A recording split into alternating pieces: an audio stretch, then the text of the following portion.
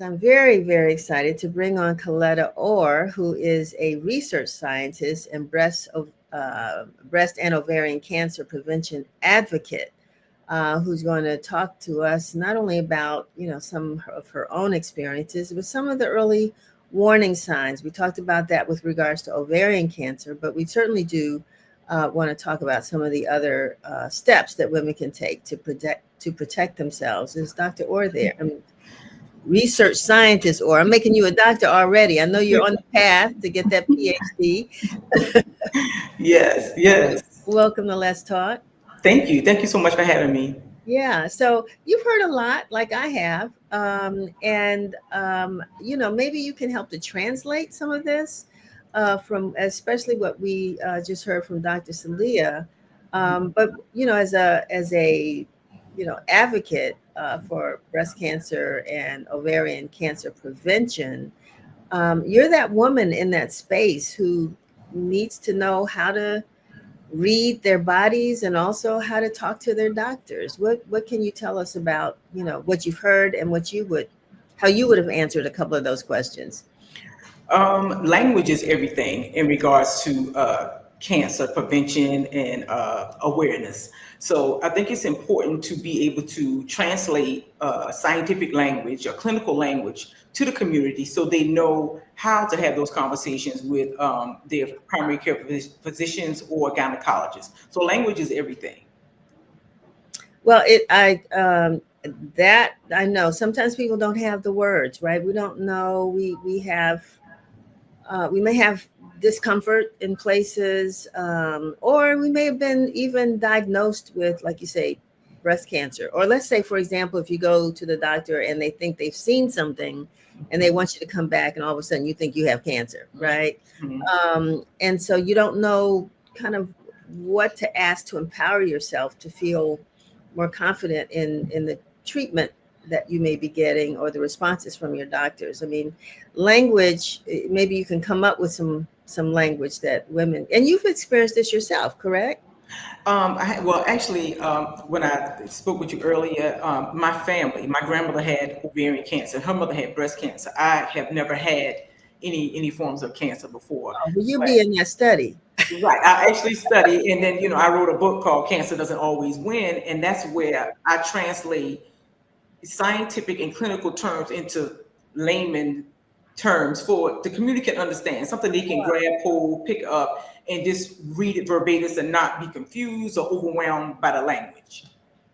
And so let's talk about some of this language that you think confuses people. I mean, again, we just talked about that scenario. You go in and, the doctor says, we want you to come back because we think we saw something. Um, and that might be the simple thing. We think we saw something. Right.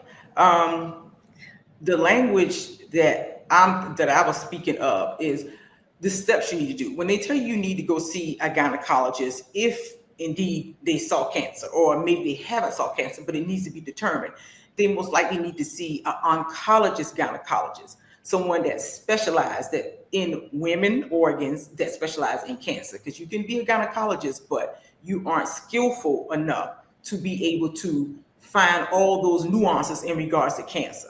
So that's why they understand the language, they need to understand the terms of what they need to do in order to protect themselves.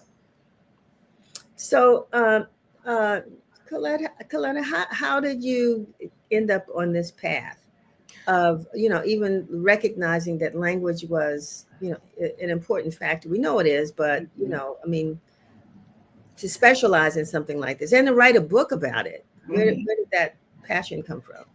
That passion came from my maternal grandmother. She passed away from ovarian cancer when I was starting college at 18. And we never heard of ovarian cancer. We've heard of breast cancer, but we've never, like, what is this disease? So once she passed away from that disease, I was on a mission to figure out what it was. I had no desire to major in biochemistry and go this route until this happened to her. And I just know if my grandmother would have had a resource or something to explain to her in layman terms what to look for, she would have, I can't say she wouldn't have been diagnosed, but she definitely could have lived longer. She had those symptoms a long time before she actually was actually took action, went to a doctor, and was diagnosed with stage 4 ovarian cancer. She had all the symptoms. Mm-hmm. Started bleeding.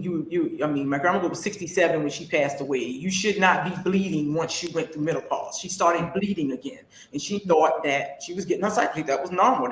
She didn't know.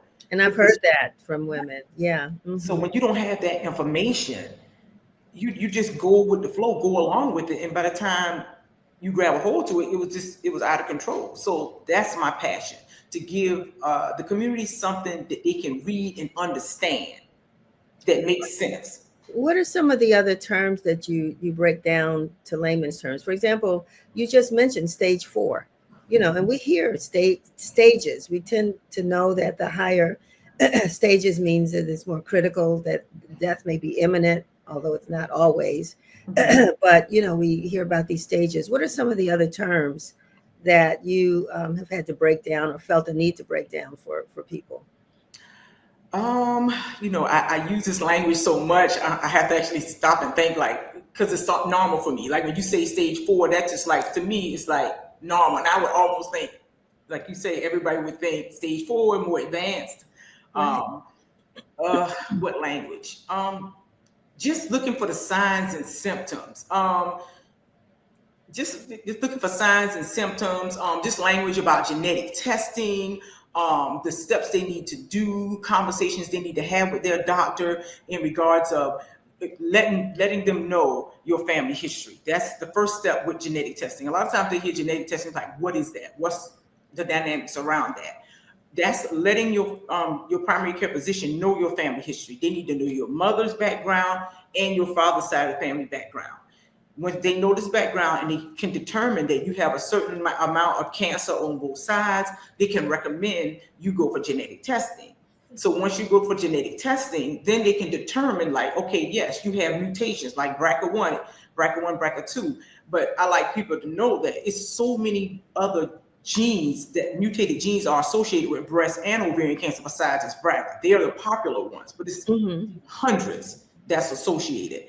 But once you have genetic testing done and perhaps you have some mutations, your doctor can manage your health differently because you have mutations. That means you're already at high risk. So whereas someone gets a mammogram once a year, now that they found these mutations, you may get a mammogram twice a year or 3 times a year, or maybe not a mammogram, maybe an ultrasound. They will manage your health differently once you have had genetic testing, because that's just giving them all the information they need. And that's important. You in your book, I'm curious, I'm going to put that back up again because we want people to take a look at that. And then you have you can access it, I guess. How else? I see the You can access it at my website, okay. Amazon. It's on Barnes and Nobles as well. Okay. Yes, Amazon, Barnes and Noble, and my website. Yes. Now, you're talking about, you said breast cancer, and how sometimes, you want to get your annual breast cancer exam, your annual colorectal exam, these other exams.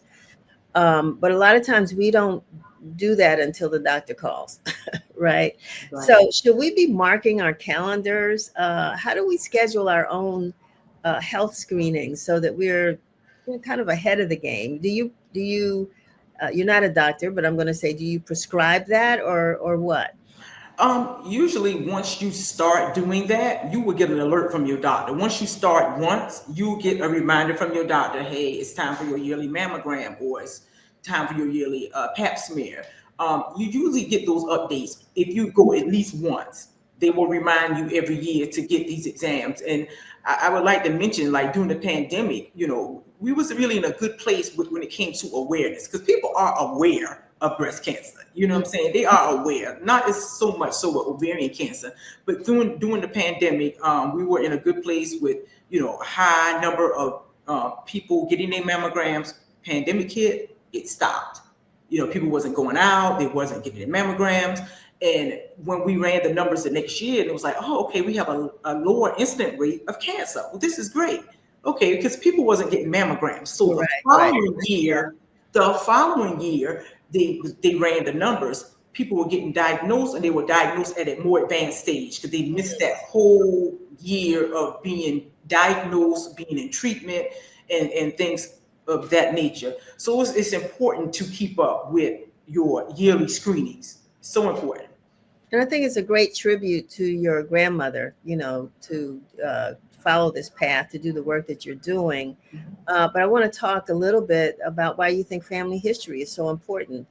That people talk, mothers talk to their daughters, fathers talk to their sons, hopefully, if, or grandparents talk about why family history is important. Family history is important. Like I piggyback on saying with genetic testing, you need to know your mother's side and your father's side. Your father's genetic makeup is just as prevalent as your mother's side, and it does increase your risk of developing many diseases. It could be heart disease, not only breast and ovarian cancer. You need to notate all those things, even if they had stroke, hypertension. All those things tie into family history and your medical record and what could happen to you. Because when you're 40, they're going to manage your health a certain way. Once you turn 50, they manage it a certain way. And in these different, in 60 and 65 and so forth. So when you have a family history with any of these diseases, they know, like, okay, once you turn 55 or 60, we're going to monitor this closely because this is when this is more prevalent to happen. So that's why it's so important to know your family history. So your doctor can follow along your medical journey. And we need to close because we're running out of time, but is there any advice you would give folks on how they maintain their medical records? You talk about family history. Something may have happened to you 20 years ago. You've forgotten all about it until you go to a new doctor and they say, when was that surgery? When was that, but is there a way you think to kind of collect or maintain family medical records? Your own medical records, not family, but medical records?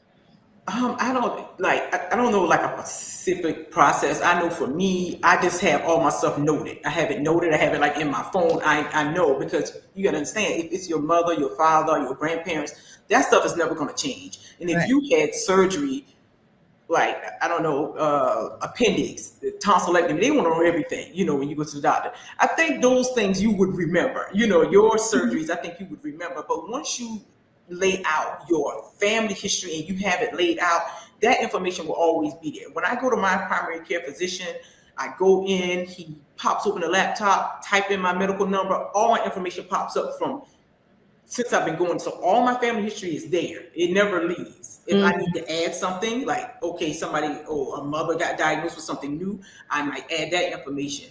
But if you stick with your primary care, or even if you have to change primary care physicians, your record should go with you.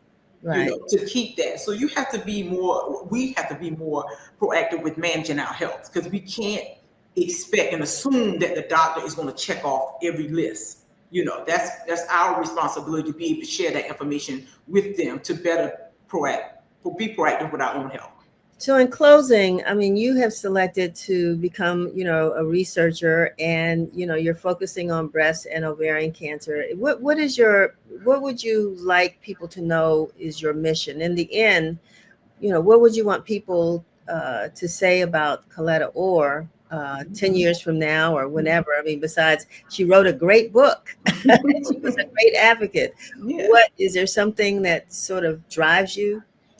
I think what drives me is that I've been at the bench doing research for a lot of years. And what drives me that I can actually go into the community and have those conversations with things that they don't understand. It's a whole nother world being at the bench versus being engaged with the community. I just got back from Los Angeles, California. I had to do a talk out there for ovarian cancer awareness like 2 weeks ago. And the feeling you get when you can engage and you see how you're making a difference with people. When people email you a week later and say, thank you so much. I thank you so much for that information. I just got diagnosed, or my sister just got diagnosed. Now we have a plan of action.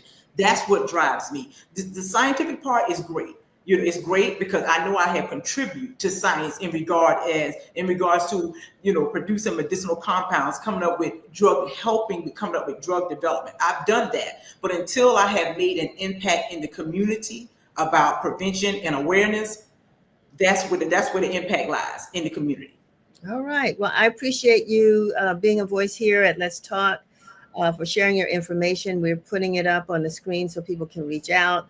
hopefully get a copy of your book and enjoy that as well. Get something out of it, which I'm sure there's a lot of information there for them. Mhm. And keep doing what you do. We need it. Thank you so much. All right. Have a great day. Okay, thank you. Thank you. Where do you come to get